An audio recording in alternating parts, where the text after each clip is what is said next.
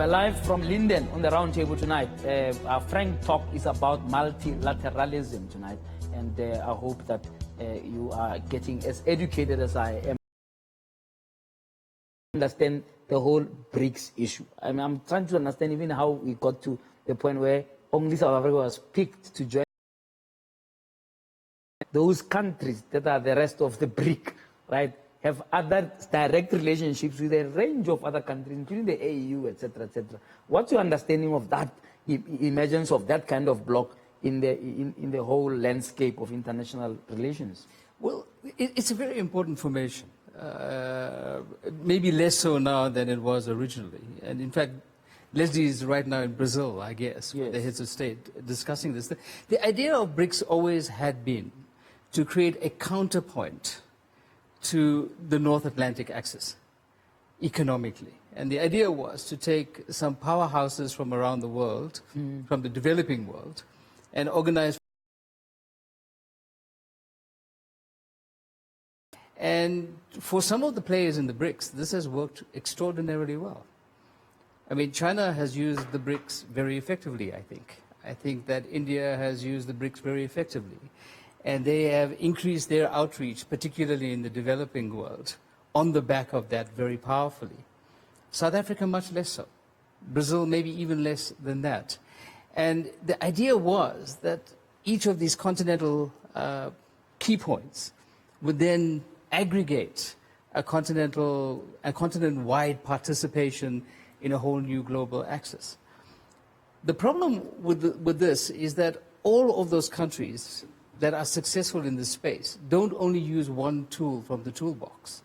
They use multiple tools all of the time. So China, in addition to being part of the BRICS, actually was the first place to develop a white paper on African cooperation, and they're sticking to that very powerfully. They've gone on even further with India now being part of the obstacle to create this Asian axis around ASEP. And if that comes out, that may become the most powerful free trade agreement area in the world. Yeah. And the African players need to have much more knitting inside that concept.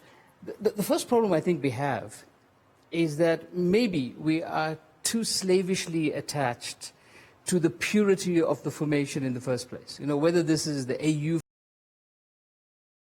agreements, and we stick to the rules far more than any of the other partners do. The second is, following up on what Qanti is saying, is that the reality of the self-interest is always there, and the more honest partners are the ones that show it. You've got to be out there and you've got to push for it.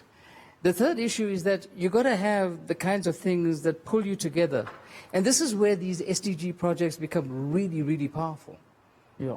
Because it gives you something very focused, with a very defined time frame, with targets that you know will benefit your own national agenda if you get to them. And this brings people together in a much more powerful formation. So you need more of a focus, so that the relationship should, in a sense, set themselves certain targets around certain, if you like, subject matters around which they can be able to assess progress, rather than just an amorphous thing where they just lump everything together. Dr. Mcbright, would you agree with that? Because if you look at the AU, for example, right,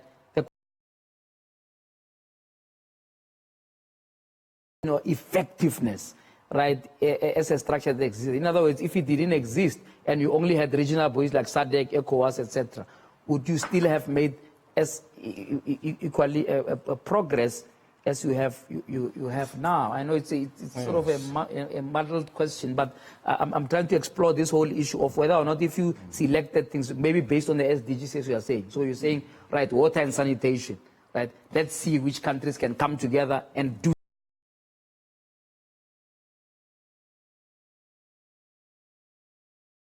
economic communities. And these regional economic communities, because of their geographic proximity and their demographic proximity, will arrive at common agendas quickly. And after you've had these regional economic communities reach a consensus on what their interests are, then at a continental level, these regional economic communities will come together and agree on what the continental common imperatives are. Should Yes. be. Yeah. Now that has happened in many areas. If you look at in terms of economic policy, if you look at what you've just mentioned in terms of the continental free trade area, the protocols on the free movement of people, that has happened. But we must recognize the fact that we have 54 states. Yeah. Africa is the most administratively fragmented, politically fragmented continent in the world. Not to mention that it is in terms of its state, the youngest. Yeah. So there needed to be a sequencing and phasing of how we culminate into a continental multilateral. Yeah. And there is a lot of myths of Mekusa and so on. Yeah. Yes. So they're not unique. They're not unique to Africa. us. It's a defeatist narrative. It's actually a myth that Africa faces a disproportionately huge challenge when it comes to multilateralism. Now, in terms of the benefits, there are numerous benefits. I'll give you an example. Like, for instance, the APRM, which is an agency, a specialized entity of the African Union, is currently working on an initiative that's aimed at supporting African states and their economies in their dealings with international credit rating agencies. These are critical when it comes to mobilizing investment, global capital onto the continent. So the process and the program is aimed at establishing what are the critical aspects and issues that countries on the continent need in order to improve their rating, including South Africa. It's buzz in the news about South Africa being rated as a junk status economy and the rest of it. Yeah. That's one live example of how the governments and the states on the continent come together. Part of this process will culminate into a framework in which we will define what kind of regulatory environment we need to have, if that's what will be the focus, or what sort of technical capacity will be required for different countries in order for them to improve the factors that lead into the ratings that we're getting on the continent. Yes, so that's just one dimension. You can go into medicines and poisons and all the rest of it. There is a convergence in terms of our understanding on the continent, all right. in terms of standards. I want to come back to you later about the issue of China and just flowing from the BRICS conversation.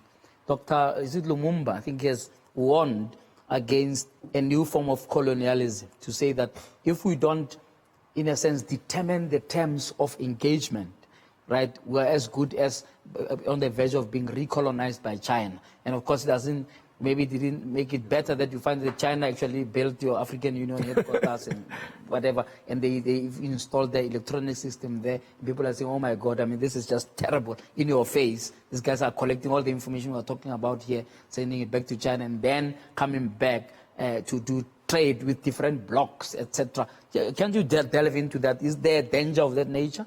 Look, I think China has every right to formulate all sorts of relationships that they want. Yeah. And I think Des puts it quite well, in that we actually have to have some level of nuance in terms of actually how we create these relationships. If we think about the Africa Trade Agreement, for example, much of part of the talk is whether or not you could have China deliver goods to South Africa as they do, and then we repackage them and resend them into the continent as if actually we are trading South African goods.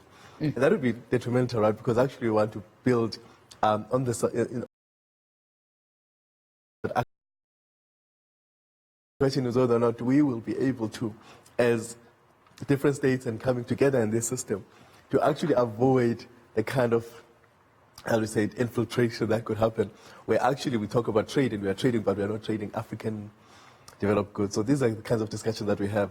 And that the China relationship with every country is going to be important, because actually it will suggest how successful we become in all of these things. I think it's interesting also that... But the colonialism narrative, is it the red herring? I think it is. I don't think China is particularly interested, from many things I read about colonialism in the style of the US. But of course, they are very much particular economic interests. They are pushing them very, very hard, and much of them in a very open manner. You know, I mean, we know some of the work they were doing in Zimbabwe, for example, where I think they're going to build parliament, their parliamentary council, I can't remember what. So they're going to build a parliament in Zimbabwe? I think they were going to support, I can't remember, Right. I think it was something like that. But it is, you know, they've assisted, for example, in infrastructure in West Africa to build, you know, big bridges and that sort of thing, highways. So their muscle is important, their financial system, but they have to do that. The question is how we come to the table to negotiate good deals for the African continent, for both individual states. For example, the whole issue of labor relations, etc., in the context not only of China's record on human rights, but also the fact that you've got high unemployment rates in all of our countries here, and these guys bring their own labor, people to come and build stuff, and you know, and people just see things emerging around them, but not benefiting directly. That's it, and I think that's the you know, if we say is it a red herring, the question is whether or not we now know that these things can happen, and therefore how do we then negotiate? How do you mitigate as you negotiate the deals? Let's go to the United Nations. Well, do you want to come in there? Yeah, just a little bit. I mean, look, I think that there is a Western narrative around China, and to serve a very particular purpose. I mean, China is a gigantic threat to the classical colonial nations in the world. And the mechanisms available to use are mechanisms like the media. I mean, we talk about the human rights record of China on the one hand, forgetting on the other hand that China has had a pivotal role in us ever achieving 1963 in the first place. I mean, African nationalism and the removal of the colonial masters on this continent lends a lot of attribute to China's participation in the liberation struggles on this continent. So, you know, there's a balancing factor there that we have to engage. The second issue is that the engagements that China has had with Africa is very different from the structural adjustment kind of engagements that came as the conditionality from the West. And that conditionality was very crippling for this continent. So I think we should keep our eyes wide open. I think that we should have our self-interest expressed, and maybe most of all, we should always have our own strategy as a continent when we're dealing with people from the outside. Absolutely. Yes, absolutely. But I don't think we should be demonizing people the way that we currently do. All right, I want us to talk about talk about demonization. Let's talk about the United Nations and whether or not there's always a discussion about whether it's refusing to transform. In other words, it's structured exactly almost in the shadow of what is called the League of Nations.